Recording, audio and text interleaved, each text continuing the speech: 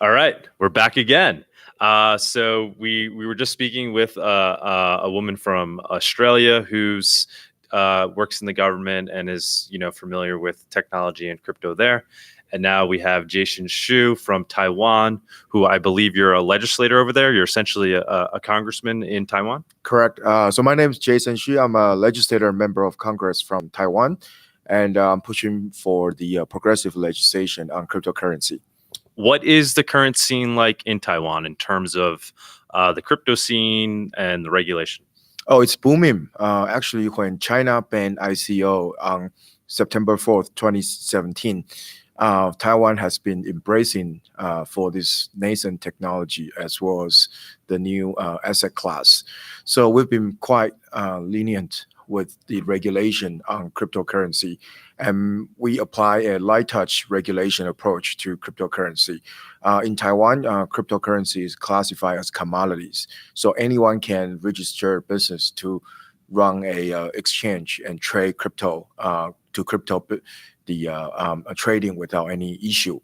And most recently, we published a financial technology regulatory fintech sandbox law, which would allow fintech startups to develop their projects without legal liability for 3 years.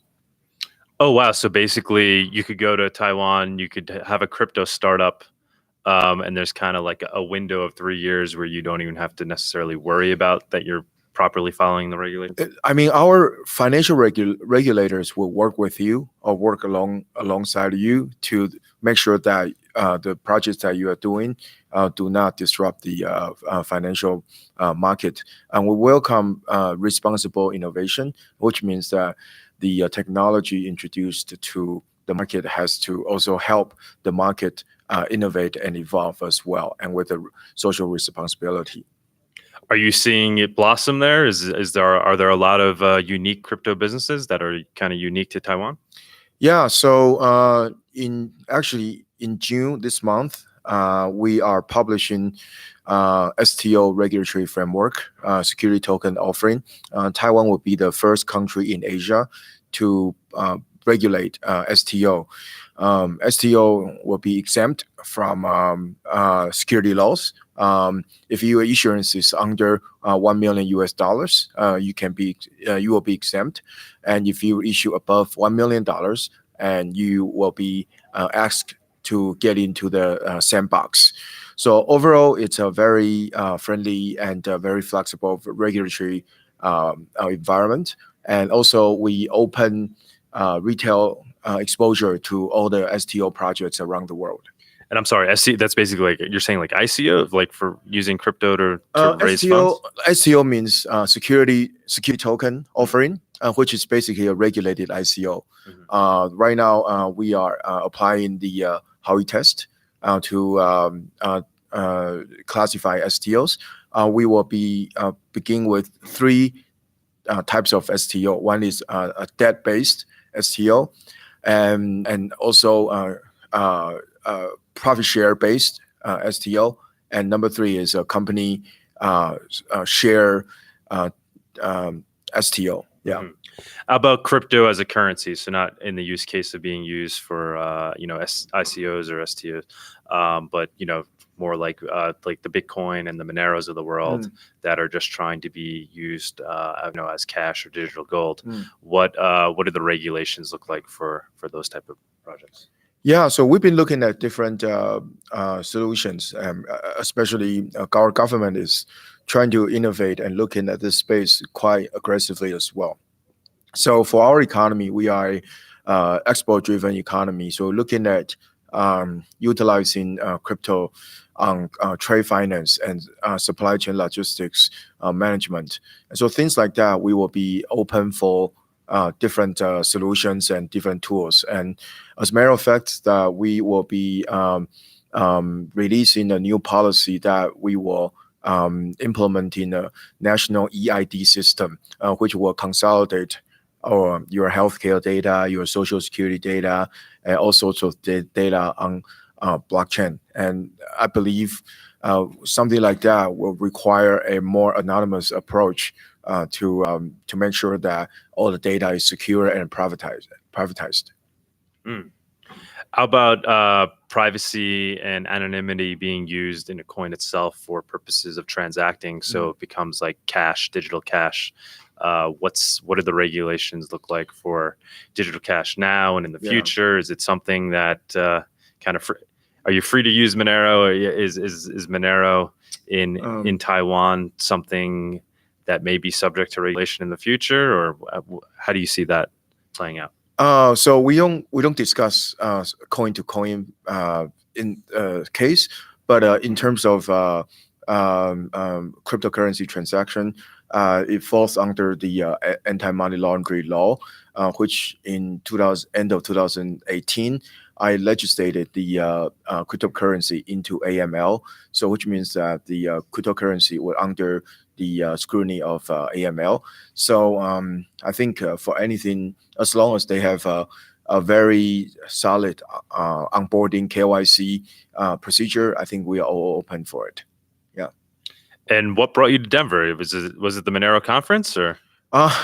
We came with a group called IVLP, International Visitor Leadership Program. It's a 3-week program organized by State Department. We are a group of 26 countries representatives, and we've spent 3 weeks in the U.S. Looking at digital economy and blockchain and cryptocurrency. Yeah. And Denver is a great town. So I heard there is a Monero conference going on here. So I figured I'd come and stop by. So what does Taiwan look like in terms of crypto in the next 5-10 years? We are very bullish. As a matter of fact, we are putting together Asia's largest blockchain event on July 2nd and 3rd called Asia Blockchain Summit. About 4,000 people will come. And it's going to be a diverse group of regulators, entrepreneurs, exchange operators, and to say the least, Dr. Doom Rubini will also be joining this great debate. So I welcome all of you. And I have the vision to build Taiwan as the blockchain tech island. Taiwan has a lot of engineering talent, and we are now applying blockchain across government sectors. If there's anybody listening, and I'm sure there will be, maybe somebody that lives in Taiwan that's a Monero advocate or that's looking to start a project, what would you recommend they do in terms of resources in Taiwan to kind of reach out and get their project off the ground? Yeah, feel free to come and see me or email me. My email is congress.jason@gmail.com. You can reach me on Facebook or Telegram, anything like that. So I'm very open to discuss with anyone who might be interested in bringing cool projects to Taiwan. Very cool. I guess one last question. How about actual use? Are you seeing crypto being used in the real world in Taiwan, or is there crypto ATMs, or the people using crypto to purchase things? Yeah, actually, we already have crypto ATM. We have crypto ATM on Taiwan's 2 largest convenience store chains. So there are over 4,000 stores available for a crypto ATM. I see crypto being used on a daily life level, and that's when we will reach the tipping point.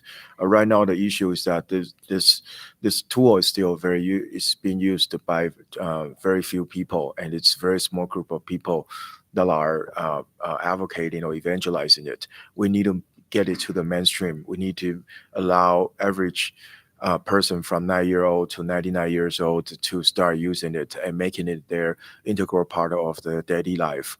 And we also need to empower those who are disprivileged and underprivileged to be able to have access to the finance and have the dignity to use their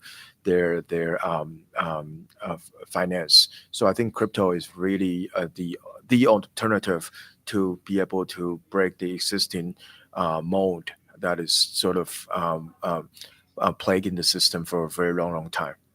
How about Facebook coin? So I guess one last question. Yeah. Libra, how do you see that playing out? Yeah, I look at that in various aspects. I was a tech entrepreneur before becoming a legislator. So I like the fact that Facebook is now breaking the barriers and really kind of breaking down the existing structure of the banking and the control that it has been owning for a long time.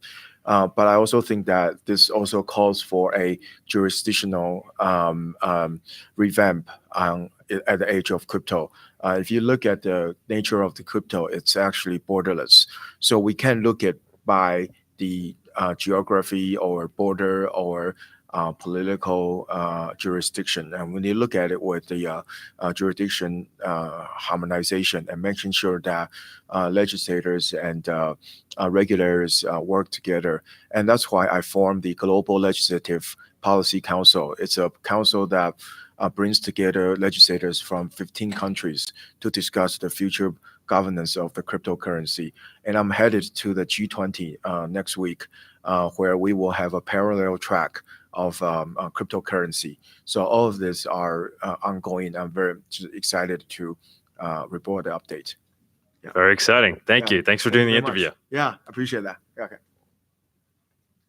So will this be released